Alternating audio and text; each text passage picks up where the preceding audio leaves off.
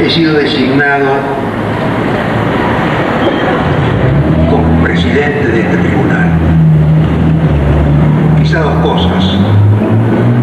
En primer lugar, hay una suerte de dualidad de poderes, porque lo comparto esta presidencia con el compañero Barajón. De hecho, tengo la sensación de que somos una suerte de par, como de Martín Fierro y Cruz y Martín Fierro. Sobre todo que en ese par, en varias oportunidades, la otra figura que aparece, Martín Fierro, Cruz Martín Fierro, es Osvaldo Bayer. Con Osvaldo Bayer, en varias oportunidades, hemos sido copresidentes, coyunturalmente reunidos en reuniones análogas parecidas a esta. En segundo lugar, quisiera agradecer a Tucumán esta copresidencia. Supongo que la razón fundamental de esta cordial designación proviene de la figura, de las figuras, de los hijos de mis dos hijos, María Adelaida y Lorenzo Ismael, asesinados por la dictadura militar. Quiero decir, agradezco a la gente de Tucumán y vaya un saludo para esas dos personas jóvenes. Quizá, y ustedes me van a perdonar, me van a permitir, que aluda a un tucumano que me parece considerable, quizá olvidado, un tucumano quizá olvidado, Monteagudo. Puede sonar a cosa académica, a cosa universitaria, pero Monteagudo era el hombre de San Martín. Fue ministro, nada menos que en Lima, de San Martín. Le escribía, ayudaba a escribirlo, los discursos de San Martín, y por todo eso la oligarquía limeña lo asesinó en el Perú. Bernardo de Monteagudo, tucumano, morocho, inolvidable.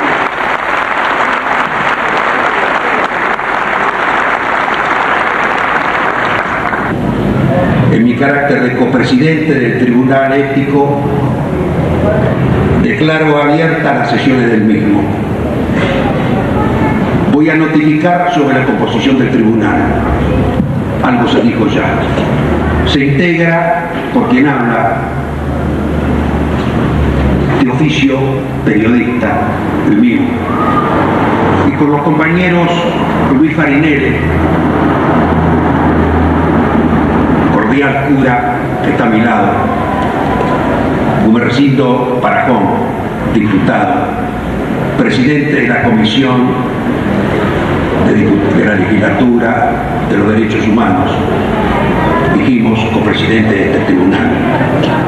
Mi entrañable amigo León Rosichner, filósofo, Eduardo Rosenberg, entrañable amigo también tucumano. Quería repasar muy brevemente, porque lo tengo sobre la mesa, algunos nombres que hacen a una cierta geografía. ESMA, en la Avenida del Libertador y Lugones, qué nombre, en Comodoro Rivadavia, capital federal. Campo de Mayo, otro lugar de torturas. Olimpo, en la Carra y Olivera, también en la capital federal, allí se torturaba. La Perla, en Córdoba, allí se torturaba. La Ribera, allí se torturaba. Batallón de Comunicaciones 121, allí se torturaba. Se torturaba sobre todo a gente joven de este país, a chicos argentinos. El Embudo, allí también se torturaba. Pozo de Quilmes, lugar de tortura también. Vesubio, Pozo de Banfield, el Sheraton, obscena geografía de este país. Correspondería preguntar, ¿esa es la Argentina, nuestra Argentina? Quiero decir, esa es la Argentina que queremos. Todo lo contrario a esa geografía miserable de la tortura. Y prosigo con otra lista. Vaca Juan Ángel, desaparecido en Tucumán. Corbalán Félix, desapareció en Tucumán, presente. Román Humberto Nicolás, desaparecido en Tucumán, presente. Romero Jorge Luis, desaparecido en Tucumán, presente. Y Reyes Alcario y Torilia del Tránsito, presentes. Presentes. Y Lila Estela y Georgina Sergia y Ricardo Daniel, presentes. Héctor y Felipe Arturo y Luis Alberto y Néstor Guillermo y Kenzo Luis y Rubén Ignacio, tucumanos, torturados, desaparecidos, presentes. Presente. La Fiscalía está compuesta por los abogados Juan Robles y Carlos Zamorano. Señores miembros del tribunal, cita como testigo en primer término al 28 de septiembre de 1976, a eso de las 2:30 de la madrugada, un grupo armado de civil con la cara cubierta, identificándose como de la policía, entra a la casa de mi padre. A la mañana, muy temprano, comienzan los interrogatorios, las preguntas a los gritos de dolor. solicito que no se detuvieron tan solo en golpearme y darme un culatazo en la cabeza que me provocó una fractura. Se la tomaron contra mi familia y mis hijos, en especial el mayor por entonces de 14, a una sala donde alcancé también un poco por bajo de la venda a observar. Había un elástico de cama y en cada esquina tenía unos bornes de cables eléctricos. 5 de octubre hasta diciembre del año 83, perteneciendo a Gendarmería.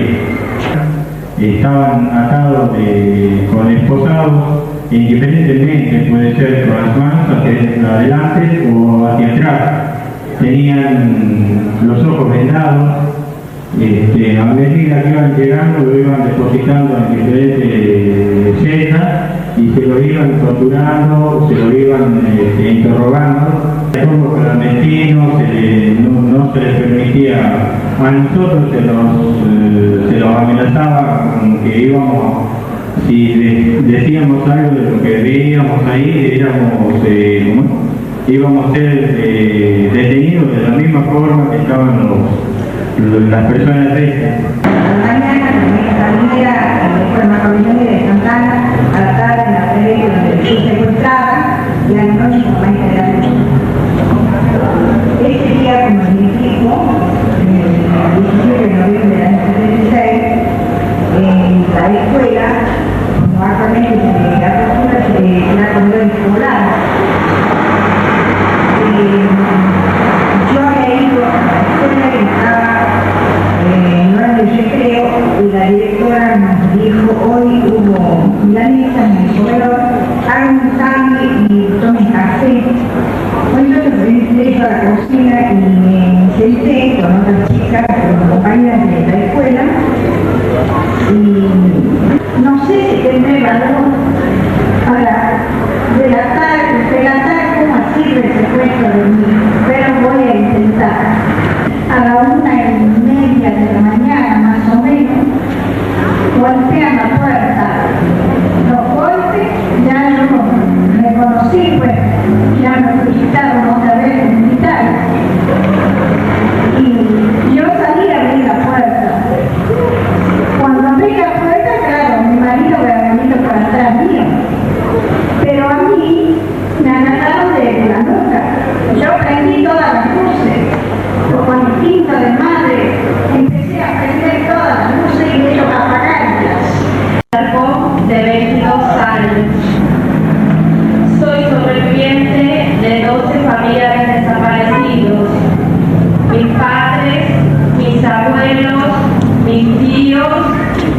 una hermanita de apenas 1 año y medio. Digo que soy sobreviviente porque a los 2 días del secuestro, la policía encontró a 4 menores deambulando en el centro. Yo, mi hermano y 2 primos. Nosotros, hijos de desaparecidos, defendemos los derechos humanos porque sabemos que lo más importante es el respeto al individuo por sobre todas las cosas. La verdad es un bien de valor incalculable, al cual la figura del desaparecido se contrapone. Estar desaparecido es una indefinición, y no estar ni muerto ni vivo. Nos priva de saber con certeza la verdad de lo sucedido, si las torturadas almas de nuestros padres han hallado descanso en una tumba digna. El hecho de estar ligados a esta dolorosa historia nos hace despertar la necesidad manifiesta de luchar por la dignidad y el respeto de los derechos fundamentales del hombre, para que no vuelvan a ser mancillados, para que la historia no se repita y no tengamos nuevos signos. Se ha simplificado considerablemente el número de testimonios que son abrumadores, pero a los fines de esta fiscalía nos resultan suficientes. Pido permiso para introducir la prueba documental de 3 instrumentos antes de la culminación de la prueba.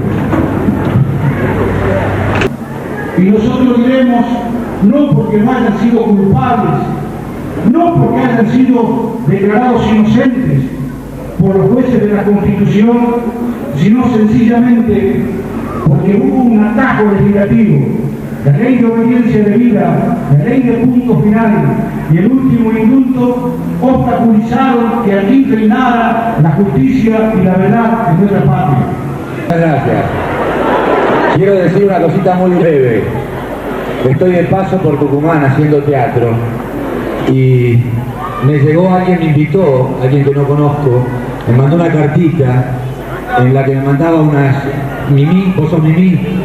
Bueno, me firmó Mimi, yo no sabía quién era Mimi, pero cuando leí por qué se hacía este acto y que ahora se avecinaban las elecciones y leí el nombre de David Viñas y de las personas que participaban, sentí la necesidad de pasar, aunque me tengo que ir a hacer la función, y de decirles que me produce mucha alegría que un día lunes, un día feriado, estén todos aquí y todos todavía tengan fe y esperanza en Tucumán, en este lugar donde ocurrieron tantas cosas tan importantes, que ha sido vértice y bisagra de tantos cambios fundamentales en la historia nuestra. Los felicito y les agradezco la oportunidad de venir a colaborar y decirles no a los criminales.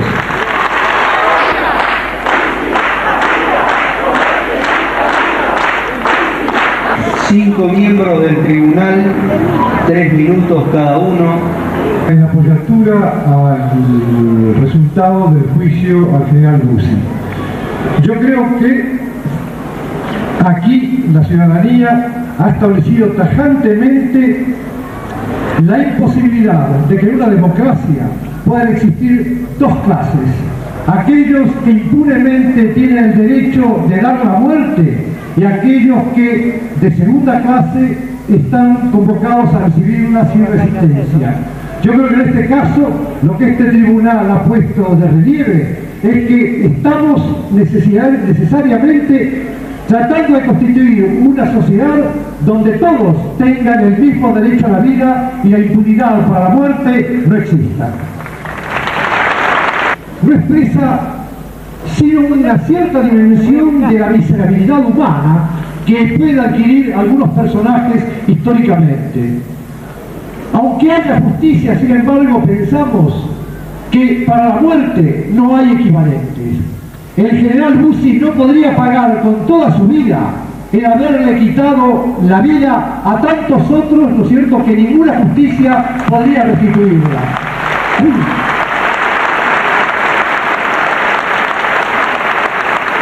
Insisto, la muerte no tiene equivalente, a pesar de que algunos, luego de haber sufrido cierta persecución, hayan sido los primeros en buscar el equivalente económico a su sufrimiento. Pienso en el presidente Menem. Y por último, podría decir que Bussi no está solo. No olvidemos que Bussi es la saliencia de un sistema. Bussi es la saliencia miserable, la síntesis individual de un crimen colectivo. Sus cómplices están todavía en el poder. Y creo que este juicio sintético en la figura individual de Bussi no debe hacernos olvidar la complicidad de los que están en el poder económico, en el poder religioso, en el poder de los medios y en el poder político. Soy capitán destituido por tratar de criminales y cobardes a las juntas militares, a los mandos militares.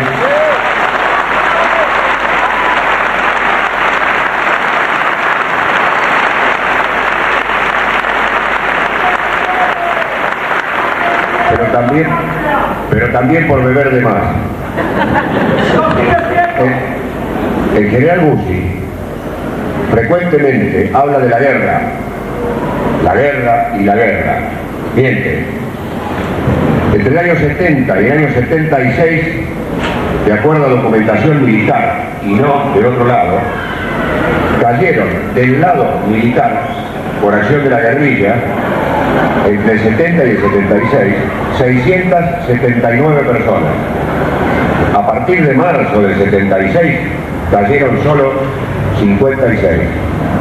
Es decir, que la guerra de la que habla Bussi no fue una guerra. Y todo lo contrario, la desaparición de personas se manifiesta en el 45% en el 76 y el 55% en el año siguiente. De modo que lo que Bussi dice guerra fue una vulgar matanza y una cacería. Porque me alegro que este tribunal lo haya tildado de infame y traidor a la patria, porque es lo que es, pero además es mentiroso y es cobarde. Un punto que es importante tener presente, porque lo esgrimen constantemente los militares, es el famoso decreto del doctor Luder. El decreto ordenaba neutralizar y o aniquilar el accionar subversivo. Eso se lo tomó como un exterminio. Y aniquilar para cualquier ejército del mundo, para cualquiera, es una etapa, una operación que termina con el oponente imposibilitado de continuar toda lucha. Es cierto que en el combate habrá muertos, heridos y prisioneros. Y quien sigue la guerra contra prisioneros es un Bussi, ni más ni menos, un miserable. También en la conferencia de prensa. Este trabajo lo ha hecho el CEMIDA después de varios años y es lo siguiente. Porque puede ser lo que padezca Bussi. En la zona de Campo de Mayo, poco antes de 1930, se encontró un virus que vio favorecido su desarrollo por el uso permanente de cascos, gorras y galeras, los cascos tipo prusiano. Con el tiempo, evolucionó hasta transformarse en una enfermedad llamada intrapilosis. Esta enfermedad consiste en el crecimiento del pelo hacia el lado de adentro, envuelve el cerebro, lo convierte en un pelleto peludo y el pobre hombre, con cara de mamut, a veces y otras normal, tiene el comportamiento del homo previo al sapiens, es decir, un cavernícola. Bussi. La presencia de gente que probablemente no sabía nada de las desapariciones hasta que surgieron los cilingos, los represores arrepentidos, etcétera, etcétera. Pero más que nada agradezco la presencia de esa juventud que no conocía nada de lo que pasaba y los más grandecitos que sufrieron el malabarismo que hacían los medios de comunicación como lavado de cerebro. A ellos les digo muchas gracias, estemos atentos porque ahora este trabajo nuestro, que nos queda poco tiempo para seguir estando, vamos a hacerle la transferencia de la lucha a ellos para que nunca más se repita esto, ni en Tucumán ni en la Argentina. Los crímenes de lesa humanidad no prescriben. Este es el estatuto real que tiene para la memoria del pueblo argentino los hechos ocurridos en la década en que nuestro país estuvo en las manos de quienes, haciendo uso de la fuerza que su situación les confería, ensangrentaron sus manos hasta la ignominia, desprovisto de toda moral, desprovisto de toda humanidad, desprovisto de toda razón. Enarbolando falaces banderas, acabaron con todos los principios que sustentan aquellos mismos que decían defender la integridad de la nación. Rompieron con el terror lazos solidarios de un pueblo, valores que impregnaban su ser, aislando a las personas, limitando su accionar bajo pena de muerte. Los crímenes de lesa humanidad no prescriben. Es por eso que tarde o temprano la luz de nuestros detenidos desaparecidos vuelve a encenderse en las almas y en el sentir de todo aquel que desea para su gente un destino libre y solidario, para todo aquel que desea un país próspero para todos y no solamente para el privilegio, para todo aquel que desea salud en los hospitales, educación en las escuelas públicas y pan en todas las mesas. Los crímenes de lesa humanidad no prescriben. Es por eso que hoy podemos tener 12 años de democracia, tercer mandato presidencial. Es por la memoria activa de nuestra gente que a esos usurpadores les cuesta volver. Es por el sacrificio de nuestros hijos que hoy podemos intentar rehacer nuestra historia. Los familiares directos de las víctimas del terrorismo de Estado, sus padres, sus hermanos, sus hijos, somos conscientes que nuestra presencia implica su recuerdo.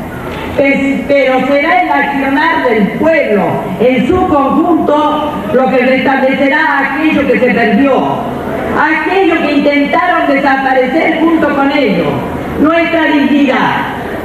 Estamos llegando al fin del milenio, hecho trascendental para los argentinos que hicieran suya aquella revolucionaria frase: el 2000 nos verá unidos o dominados. Unidos como hombre y como pueblo, unidos por su dignidad, unidos por su libertad, o dominados por sus temores, dominados en su razón, dominados por su individualismo. Hoy sigue siendo una frase nuestra a pesar del terrible avance del privilegio y la marginación.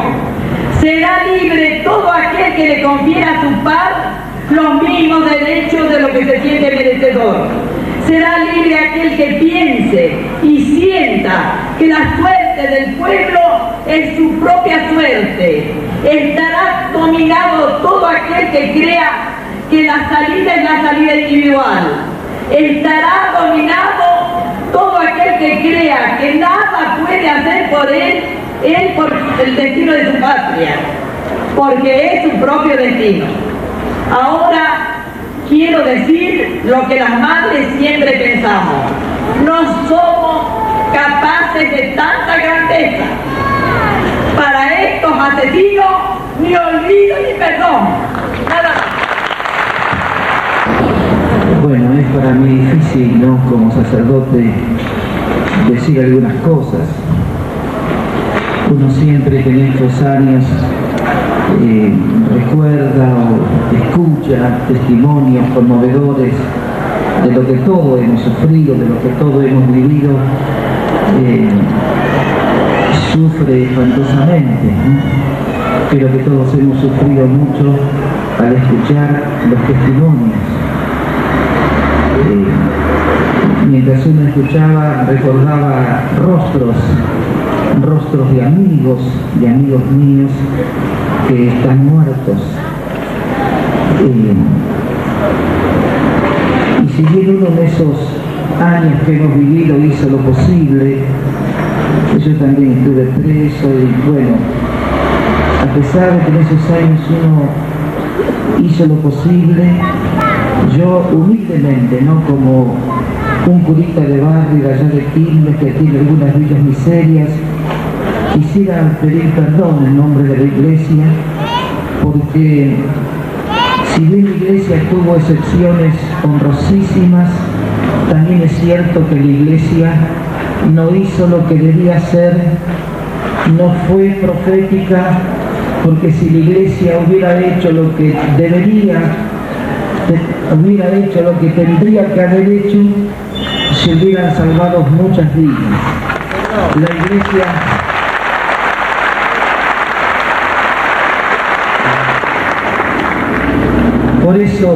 por eso les quiero pedir humildemente perdón. No soy quien, no soy jerarquía en la Iglesia, pero a veces comprendo la bronca que ustedes le tienen a la Iglesia, la comprendo y sufro, ¿no? Y sé que tienen razón. Y lo último que les quiero decir ahora es como la decisión que tengo siempre, no solamente mía, sino de muchos sacerdotes que conozco, que admiro, de muchas monjitas, de muchos cristianos, de muchos de ustedes que son también cristianos como yo. La decisión de acompañar a nuestro pueblo, suceda lo que suceda, de acompañar y de sentir los sentimientos que tenía el Señor Jesucristo, nacido en un pesebre, entre la bosta de un pesebre, obrero, que proclamó la liberación, que proclamó que el Evangelio lo entienden los pobres, que gritó que venía a traer fuego al mundo. Jesucristo, para mí, la meta de vivir según los sentimientos de este que lavó los pies a los apóstoles, servirlos hasta morir por ustedes y por mi pueblo. Y les digo esto, miren, Jesucristo, nunca lo olviden, fue pobre. Jesucristo una sola vez entró al palacio de Herodes, una sola vez en su vida, nunca fue invitado a comer, nunca jugó Jesucristo al golf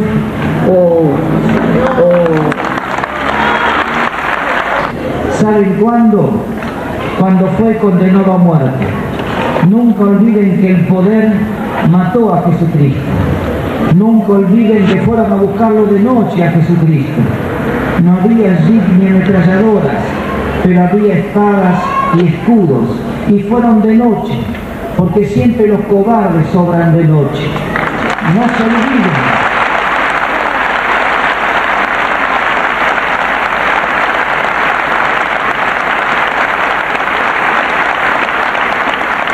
No se olviden nunca se olviden que Jesucristo fue torturado, no con picana porque no había picana, pero había azotes. Y nunca se olviden que Jesucristo fue muerto por el poder, no con una inyección letal y un avión para tirarlo al mar. En aquel tiempo no había aviones, pero había maderas y clavos. Este es el Jesucristo que yo y que muchos de ustedes quieren, humilde, nacido entre la bosta, obrero, liberador, perseguido, torturado y muerto, pero que dejó en esta humanidad la semilla de la justicia, de la verdad, de la fraternidad. Dejó las semillas del hombre nuevo. Gracias. Gracias. Bueno, primero quiero agradecer a los organizadores el haberme invitado a este juicio, a donde nuevamente la memoria resurge no solamente de los que estuvimos en el tribunal, sino de todos los partícipes. Resurge una memoria que lo expresaba una madre.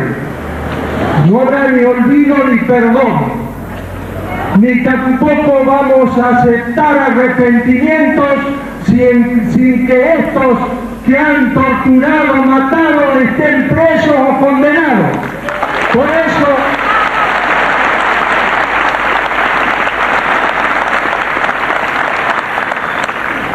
Por eso hoy más que nunca, ante tanta situación de injusticia y de pobreza que expresaba el padre Farinello, nosotros en cada una de nuestras reivindicaciones tenemos que tener presente a los 30.000 desaparecidos que lucharon por una patria libre, que lucharon contra los imperialismos, que lucharon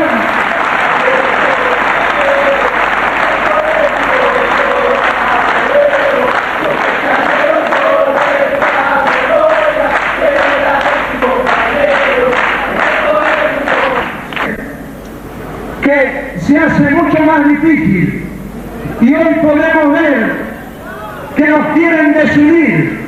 Por eso también la madre acertaba cuando decía: en unidad tenemos que enfrentarlo, en unidad tenemos que decirle que llevamos adelante la memoria de los desaparecidos, y en unidad tenemos que triunfar. Muchísimas gracias, Tucumán, y no olvidemos.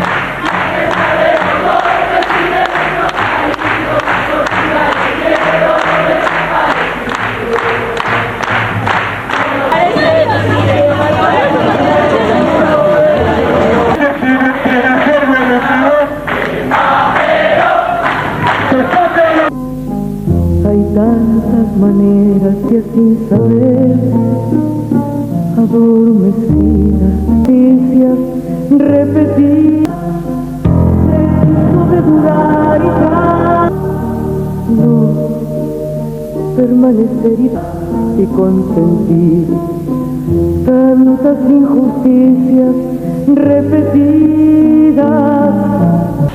El tribunal entiende probado que entre los años 1975 y 1977 se ha ocasionado en la provincia de Tucumán un genocidio, del cual resulta, entre otros, muy especialmente imputado quien fuera comandante de las operaciones antipopulares primero y gobernador de facto después, general Antonio Domingo Bussi.